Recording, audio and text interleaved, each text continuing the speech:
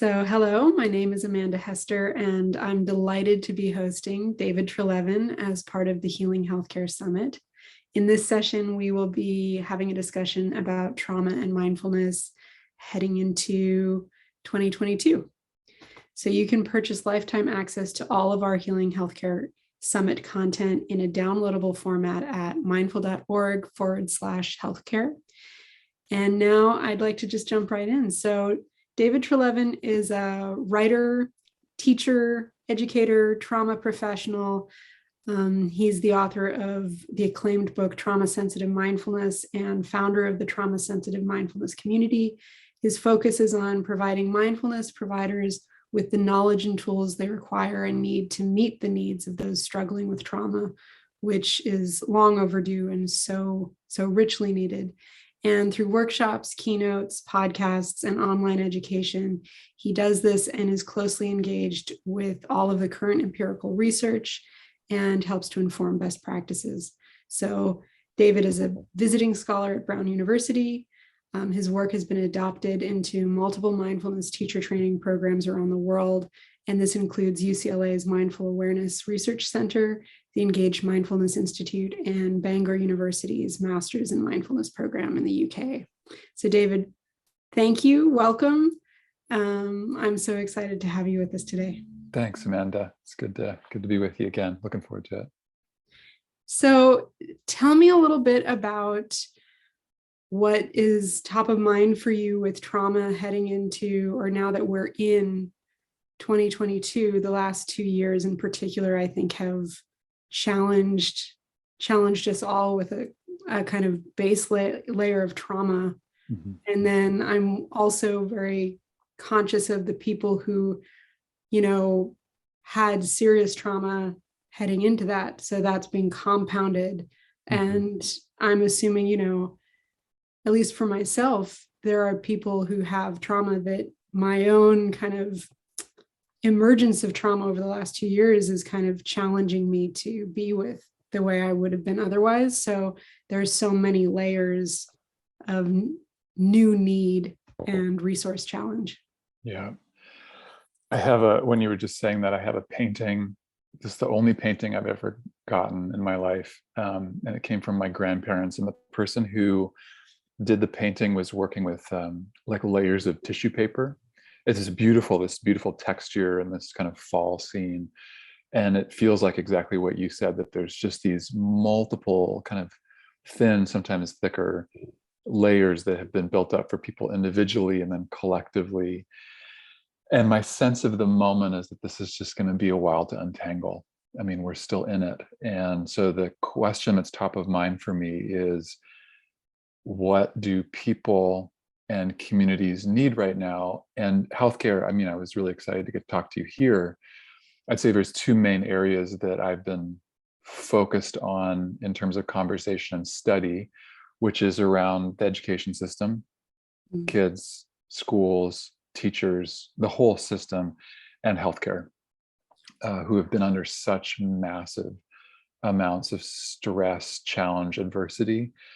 So yeah, that's a place that I'm thinking right now is like, okay, well, what do the different systems need? And it seems like you and I can have a conversation here about what would healthcare systems and people working in healthcare need in order to be healthy, coping, and thriving in their work.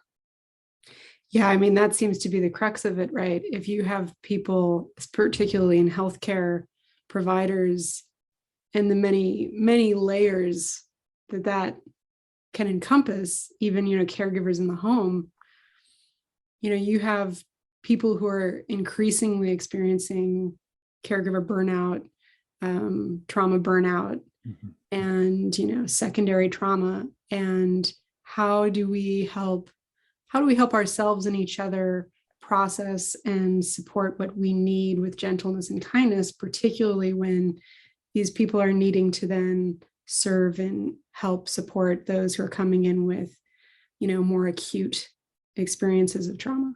Yeah, it makes me think of like the circles of how do we care for the people that are caring for the people, and who's going to back them. And that's why when you did this summit, I think was it last year that this Mhm. started to, yeah, I was like, that's so right on. This is such an important kind of focused conversation, and we could have it more generally. But I mean, my first thought is to have a clear-eyed assessment about where we are and what's needed. I've been watching, did you ever see Friday Night Lights? Mhm. Yeah, I'd watched this, but a friend was like, you have to watch this show about, which is a football, and it's a very American show in some ways, but it was like that with this line in it from the coach is like, clear eyes, full hearts can't lose. And there is an element to me in this of like, clear eyes, first thing we need here is really clear seeing. And that could be mindfulness. That could be the ability to know for people what's happening when it's happening in their lives, in moment to moment relationships, work. And then I think there's a larger, just clear seeing of exactly what you just said, the stress that's been placed on people. I'll say one more thing. It's a reminder for me too, having worked in trauma, that people who are in healthcare are often exposed to trauma, often, countless times. And yet there seems to be something happening where there's just been such prolonged, intense stress that it's tipping some people, understandably, what you said about the burnout, it's tipping some people into having some traumatic responses or traumatic symptoms. Whereas maybe 3, 4 years ago, they were able to sort of stay within a window where they could tolerate their experience and keep showing up for work. So I feel like we're at a tipping point for a lot of people. And that's one assessment that I'd have. Yeah, absolutely. I mean, the idea for me is, if you're in a plane and you put your mask on first, it seems like we've gotten to the point where the plane is going down so fast. It must feel like there's no time to even put your mask on first. Yeah. And, how do we, in systems that maybe we're already, having a challenged cushion there, how do we, maybe take a mindful approach to seeing what's needed, as well as, offering mindful tools for the individual. This is the pause that I feel like I've been wanting to do in my own life, and then with people that I'm close to. I have my cousin and his wife. They're both paramedics, and so we catch up, and there's just, Tara Brach talks about this kind of sacred pause, and I've been feeling it with them when I'm in the conversation. We're just going so fast about all the different conditions, and it's been important with them just to pause and go, holy geez, the impact here has been significant. And what you just said, gosh, I keep hearing these stories, I don't know about you, of with the work shortages, with the different variants that are coming and so many people getting sick, even if it's just sort of milder symptoms, people are out. And so I'm hearing stories about people, again, often in healthcare or education settings, who there aren't a lot of people left on the front lines. And so they're left in being put in kind of impossible situations where the teacher, there's just not enough staff, or in the hospital as well, or in a healthcare setting. And that can create, there's a form of trauma around moral injury that can happen where people are placed in these impossible situations. There's no move there. And they're forced to be someone who's giving news to a family member, or just, it's not set up. And so people are really squeezed. And I think that's important in this combo, is just to hang there for a second and say, whoa, there is a big squeeze happening on people. Oh, yeah. And I mean, I think about, for myself as a middle-aged woman, all of the talk on self-care, and I can get very triggered and think, oh, I need to take care of myself on top of all the other people I'm taking care of. Right. And I feel like for healthcare providers, it's getting to the point where I'm seeing so many people put in this situation of they have to choose whether to value and acknowledge their own needs over literally the life of other people. Right. And then they burn out or get injured, or have their experience and say, I can't do this anymore. How is anybody supposed to make that decision? It makes me think of Schindler's List, frankly. Like, I could have saved so many more people, and yet at what cost in this circumstance? It's like those impossible situations. And I will say, this is the optimist in me, is I also, as we were talking about just before we hopped on here, there is great opportunity here. I think it's important to start with the clear eyes part, because if there's any kind of vibe, I'm sure you're feeling this in the conference or the summit, if there's any vibe of like, blowing sunshine here, it's just not trustworthy on some level. And then I've been doing a lot of study the last couple of years, but especially the last 6 months on this field around post-traumatic growth. But there's also, and I see this in healthcare, there is like so much deep resilience inside of the people who have decided, like, I will care for others. I'm going to leverage my life force towards this. And there's so much resilience in the folks that are doing healthcare work. And then also the systems on some level, like I do see systems strained, but holding center inside of it. So we could talk about that as well, about where this adversity can actually make people and systems stronger in these years to come and how we might get there. Well, and I think what's so interesting to me about the intersection between mindfulness and trauma work is what I consider one of the central tenets of mindfulness is actually accountability. When you're sitting there with your own mind over time, ultimately you're confronted with your own reality and who you are. And, you have these countless moments where you have to show up for that and/or watch yourself cop out. And so I think this subtle level of taking responsibility and accountability is such a part of mindfulness. And I think is also plays such a huge role in helping support people who are working with trauma, and I think of the society needing to take accountability and responsibility for caring for these healthcare providers. Yes, nurses are heroes and they need help. It's kind of like sending thoughts and prayers isn't enough. Totally. Absolutely. I mean, I think this is one reason why mindfulness and any kind of practice, whether it's a 3-minute meditation or a breath meditation, a little bit longer, a body scan, where a mindfulness practice can be useful is actually growing our capacity to turn and face challenge. What you just said about accountability is actually, it's a frame that I haven't thought of. There is a real raw accountability of like, well, there I was fantasizing or lost in thought or distracting myself. And from the research that I've seen, one of the models I'm working with is that mindfulness practice is enhancing self-regulation, whether it's through like body awareness or our ability to kind of direct our attention. The more we're working that muscle, the easier it is to turn and face what's difficult. And sometimes people can hear my work. I haven't had this experience with you, and they hear it like, oh, if everyone's traumatized, then we need to be super careful. You know what I mean? Which, yes, for sure, we need to have some, more is not better always with meditation, but really it's about, okay, we're under significant stress. This is an awesome, powerful practice. How can we practice in a way that's going to help people, as you just said, like be with a lot of difficulty, be super accountable, and also not be superheroes. Like it's okay to ask for help, I think, inside of that. Yeah. Well, and for me, I think the other thing that makes mindfulness sustainable is that you kind of learn that you have to be gentle with that accountability.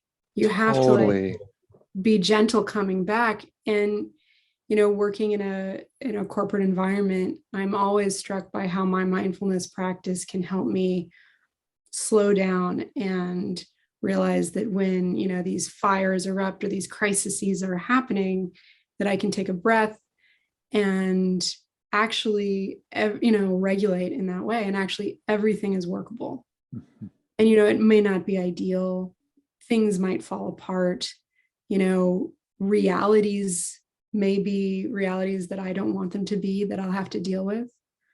And I'll have to deal with those consequences and those realities. But that it's all kind of, there's this element of workability that I think mindfulness can bring to things. And I'm wondering that seems to go across levels. Like that's something that can help those looking at the systems level, and also individuals dealing with their own stress and the stress of others in the moment. The stories that I'm hearing, you remind me of one of, so how are people staying in with some kind of open heart? I mean, as you said, like people being forced because they've been so pressed down by the adversity, but it's like, well, you can't really engage in a lot of self-care.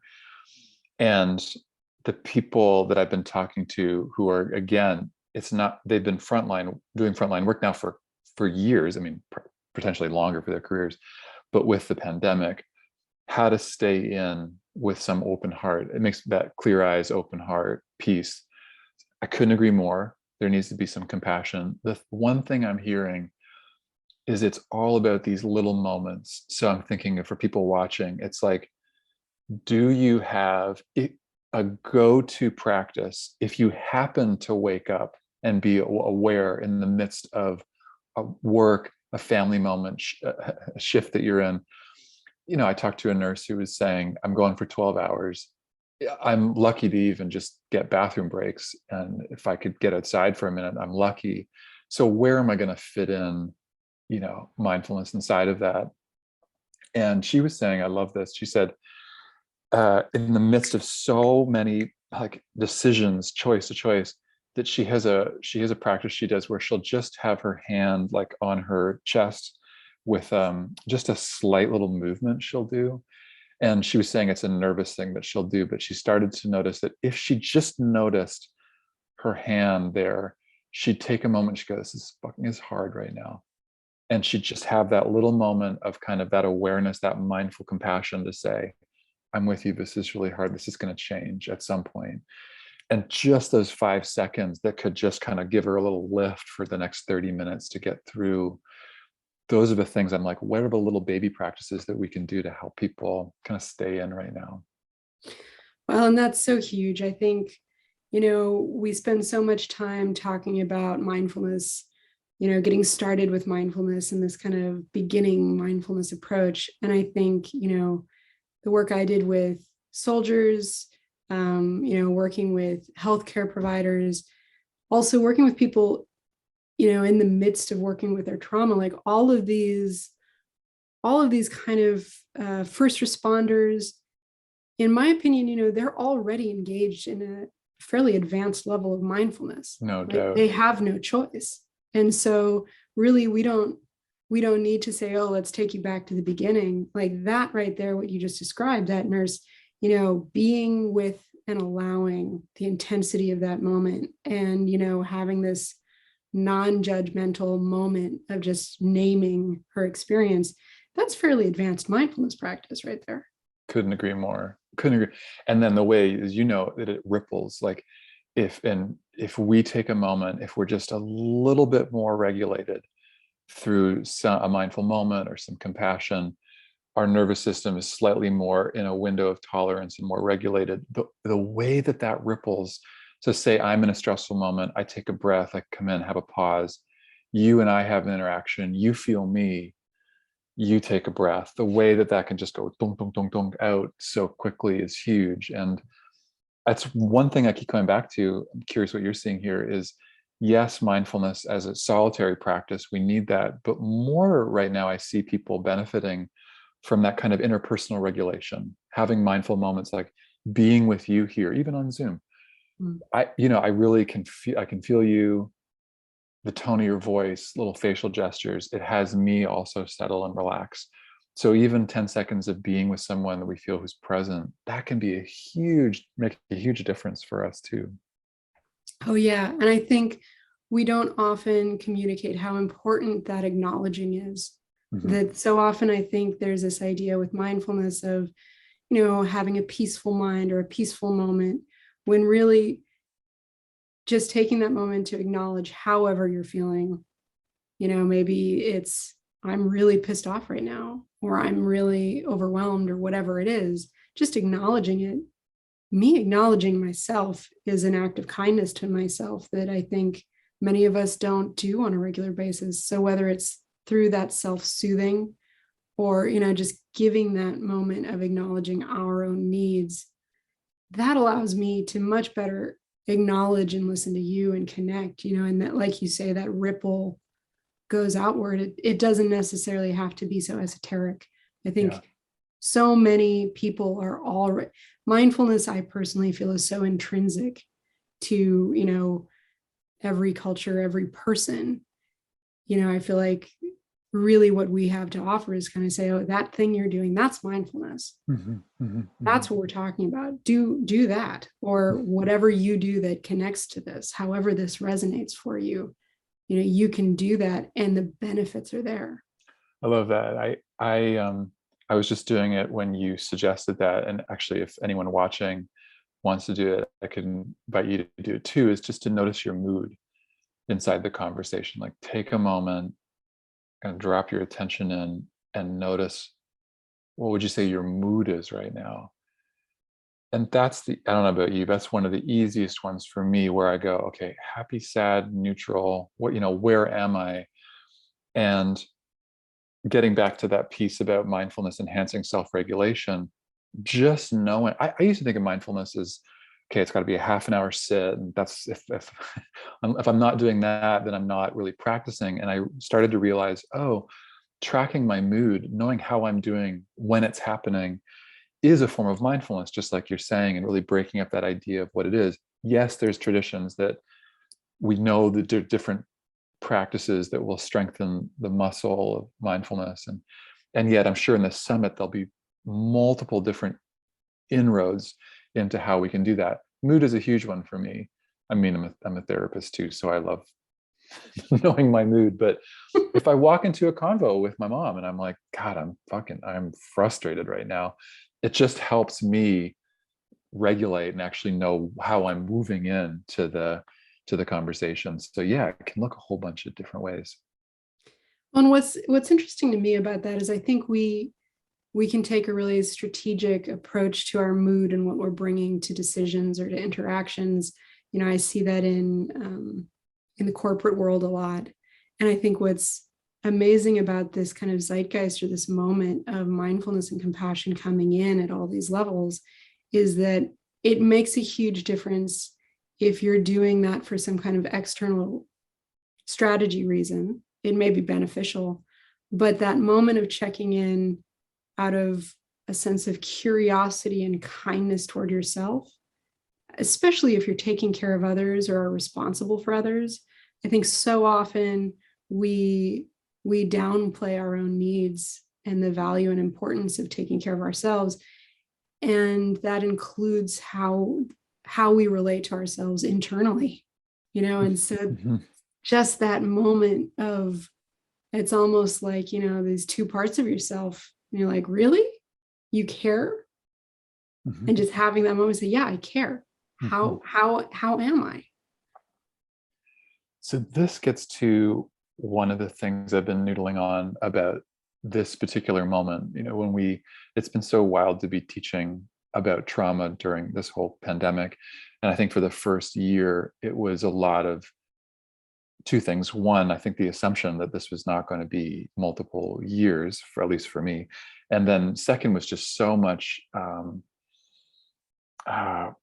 needing to respond in creative ways and adapt. There's just a lot of adaptive going on online and things like that.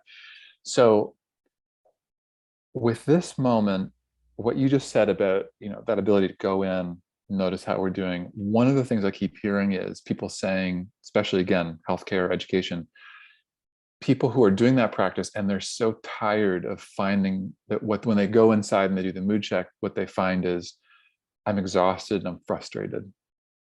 And that seems to be this just steady bass note of that's what's there. And it's like, if that's what I'm going to just finding all the time, it's harder in some ways to be mindful.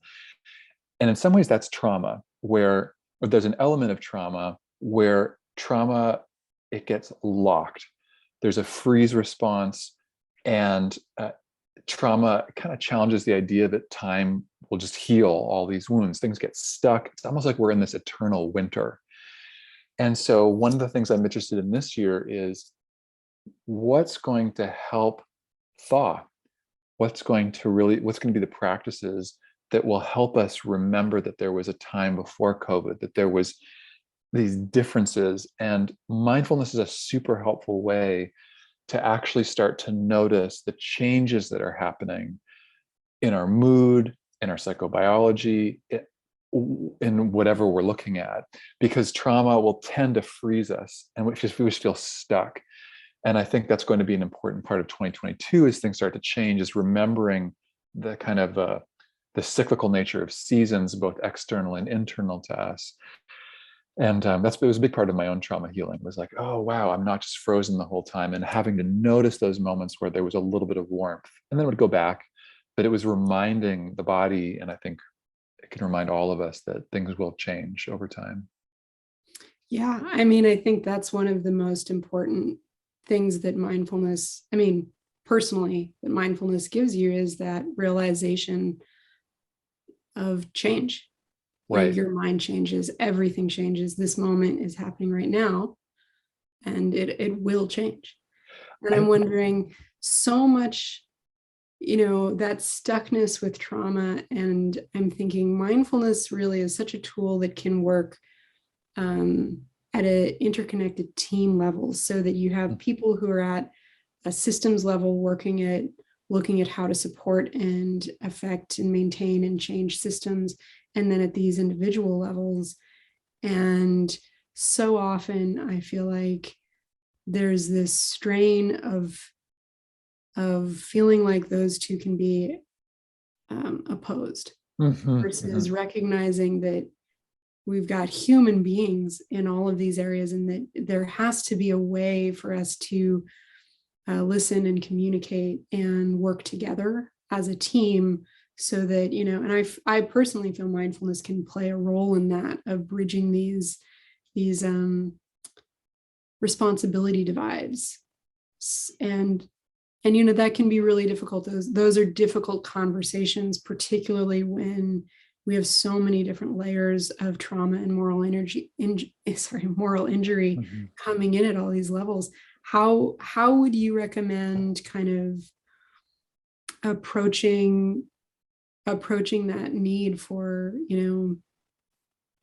intercommunal cooperation and healing? Such a great, God, I wish we could just spend like 3 or 4 hours and have 12 people or the whole, that's such an amazing conversation and question. So I think you and I both have a interest in the connection between personal and the social, or personal and systemic, as you were just saying. Here's one way I've seen it. Here's a story.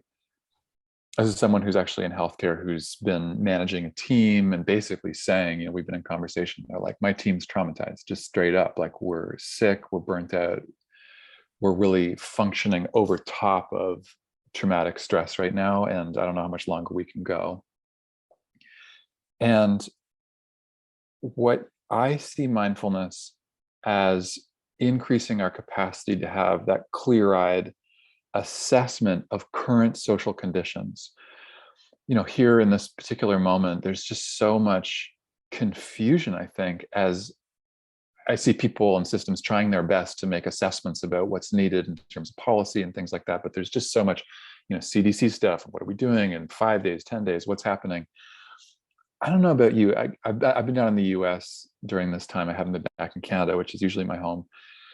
And one of the things I've noticed is it's really hard for people to sometimes catch up, let themselves literally catch up to the news that's happening in the present moment and the counsel from major bodies. So for example, it's like, say something comes down that says, okay, we're going to shift the quarantine from 20 to 10 days. This is based on science, just say. I know there's a whole post-truth thing we could talk about. And people having difficulty actually just catching up and saying, no, I need to stay locked down, in some ways in a trauma response, understandably.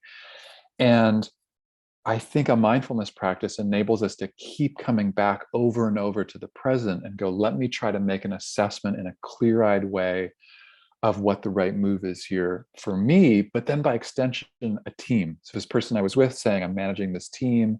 And they said, the more that I'm practicing, the more I can literally be in the present moment and make clear-eyed assessments of what's needed instead of just responding from the trauma of the past couple of years where I'm stuck in a kind of freeze response. Let me really try to see what's happening on my floor with this team and make responses from there. And they were saying the more that I'm doing a practice, the more I can work that muscle in a moment. So I do think there can be this bridge between a personal practice can help with making systemic assessments as we go. Yeah, I mean, I think that's so interesting to hear. It makes me think about the need for rest and the lack of opportunity I think so many people have for that. And also, I'm realizing in my own life how my trigger response is just hugely impacted by the pandemic. And so I feel like with mindfulness, you have that kind of misconception that the idea is not to think. Whereas really, it's great when you think, because then you can notice it and you can kind of come back to that meditative anchor. And so in a similar way, I almost feel like being triggered, especially now, is not a problem.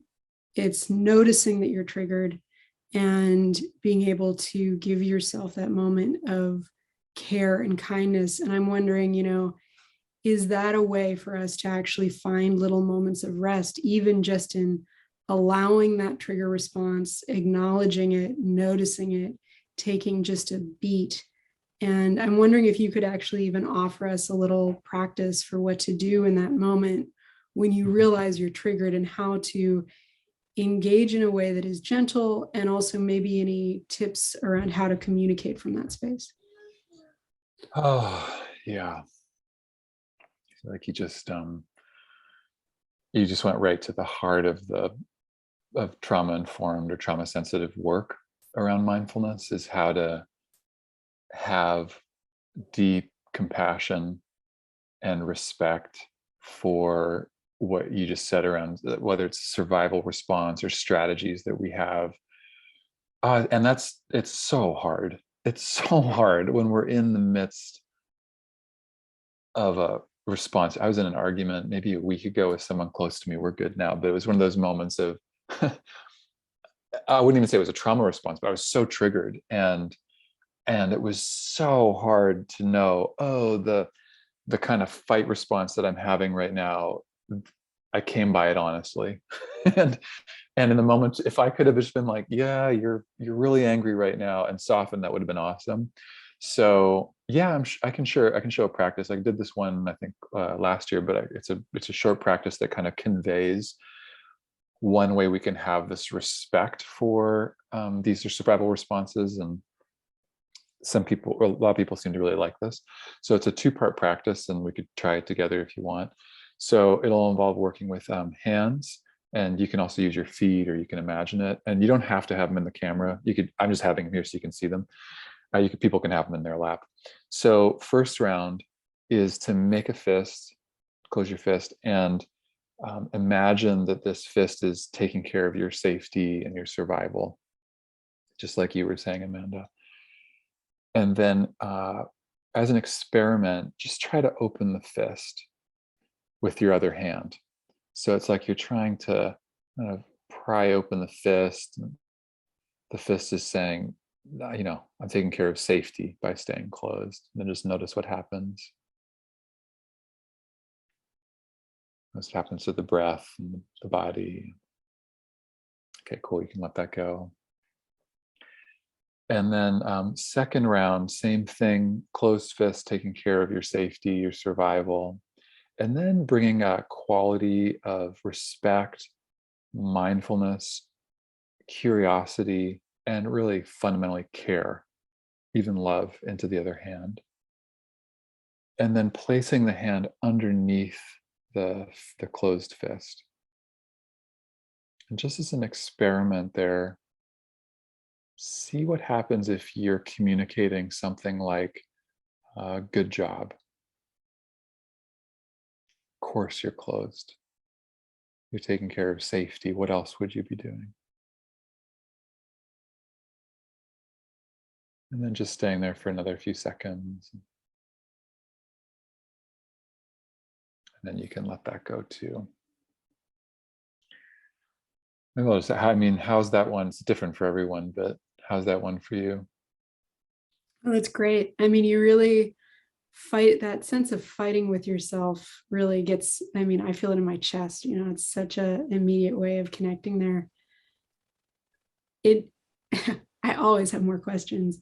It raises the question for me of, so often I really love that appreciation for what the trigger is serving. So often we just have this negative narrative that, like, frankly, I consider it a negative narrative of like, oh no, I'm right, I'm justified. And also, oh, I'm so negative, negative, negative. And I'm wondering, that would be a challenge for me in the midst of a trigger, is to feel like I deserve the kindness. Right. That's why this to me is a practice. It's really like, I have a similar thing where I come in with a whole bunch of narratives and the fist's like, yeah, whatever. But, and so I have to be really honest. I notice, am I really there? Can I really be in a place of respect and curiosity? Or is there 20% of me that's still annoyed and has those labels? And just being real about that. It's the mindfulness piece too, is just, as you said earlier, that kind of accountability and being honest. For sure. I think that's why I need to do this practice in the morning as a way to remind myself, when I encounter the fist, which I will, if I happen to be awake and mindful, can I bring that quality? And I think that totally. I mean, do you notice, what would support the moments where you're not coming with the labels, or what have you found that supports you in life and practice to come with a attitude of curiosity and care? I mean, the more I practice, the more it helps. And I know that's a challenging response for people, because I mean, I don't practice nearly enough. And when I hear that, I feel defeated. But I actually recently was doing some work with Dr. Christiana Wolf around mindfulness for pain. And she said something that just ripped me apart, ripped me open. And she was leading this loving kindness practice. And she said, you can have compassion for the absence of self-compassion. And so that when you're coming in and you're facing those moments of potential accountability, in accountability, there is no blame. Like, that's the amazing, miraculous thing about accountability. The way I understand it through my work with people in recovery is that level of accountability from the perspective of the practice of recovery is really, you're taking ownership and responsibility, and there's no blame then. It's like, yeah, I did this. How do I be with that? How do I sit with that? How do I open to that? It's a practice of opening rather than blaming. And so I feel like allowing those, since working with Christiana, I've been really allowing those negative narratives to come up and have compassion for them. Like, oh, that's a pretty hard thing you just said to yourself. Like, oof, that's a pretty intense way to feel, and having compassion for that. And that's been actually a pretty remarkable loophole I've only recently discovered in my, working with my abusive relationship toward myself. I love that. Thanks for sharing that. I mean, I have my own versions of it. It sounds like that to me is the purpose of why we stay in practice, is that we just keep getting further and further back, and we can make more and more room. And that's so powerful to say, wow, I can also have compassion for when I'm being that hard on myself, because you were mindful enough to see it and experience it in the first place. And I love that. Thanks for sharing that. And I think, as we're kind of nearing the end of our time, I just wanted to acknowledge how much service is an act of generosity and compassion and appreciation and mindfulness. And I'm just wondering, do you have any practices or tips or thoughts about how people can support themselves in those moments by, acknowledging that? I mean, you've got to be really mindful constantly. You're paying attention in these really high stakes levels, even as a janitor. Yeah. You've got to make sure you've really sanitized things minutely. That level of attention is exhausting. That's a huge, huge mindfulness practice, those acts of service. Yeah, stakes couldn't be higher, could they? I've noticed a slight division here between introverts and extroverts on some level. There's some people that the most powerful thing they could do for themselves is give themselves 5 minutes of not being connected to other people, whether that's a mindful walk, something that's really purposely trying to recharge the battery. It could be watching a show in a purposeful way. And with that said, I have, from my conversations this last year with people, it seems like the most powerful mindfulness practice is often an interpersonal one, and with someone who actually knows what it's taking to give that much. So when you said that, I thought, wow, I could imagine, and I can't imagine what it's like to be in healthcare right now. And so the people, if there's even one person who you can just say, can we just have a 5-minute moment together of really, whether it's just straight up empathy or just having someone who you can attune with and who knows what it takes to be giving what you've been giving for that long, to do so not just as a way to discharge. Sometimes we'll do it just to vent, which can be helpful, is to kind of get some of the steam and the pressure out of the system, but to do it with someone and then really take in their presence, their knowing, and their seeing and attunement, that can go really deep and can be really recharging for a lot of us. So that'd be one practice I'd say, is a purposeful mindfulness practice with someone. Really notice that they're there, they're taking you in, and they know what you're going through on some level. Oh, I love that. That's really, really beautiful. Well, thank you so much, David. This has been really rewarding. And thank you to all the viewers for your service. And we love and appreciate you. And so if you'd like to find out more about David Treleaven or about trauma-informed mindfulness, you can go to davidtreleaven.com. Thank you all for being with us today. Mindful Magazine is the world's leading secular mindfulness publication. You can access our digital library of articles, meditations, videos, and if you'd like, it's 6 beautiful issues delivered to you throughout the year. But even if it's just to get some support, we have a lot of free content that includes practices that can be short or longer. And you can go to mindful.org/healthcare-subscribe to learn more, or mindful.org. We're pleased to offer our summit attendees special subscription rates and various discounts. And finally, please rate this session before you leave. There's a rate session button below your video in Whova. And as with everything we do, your input is extremely helpful to us. So thank you all for your time and your service. And again, thank you, David, so much. Thanks, Amanda.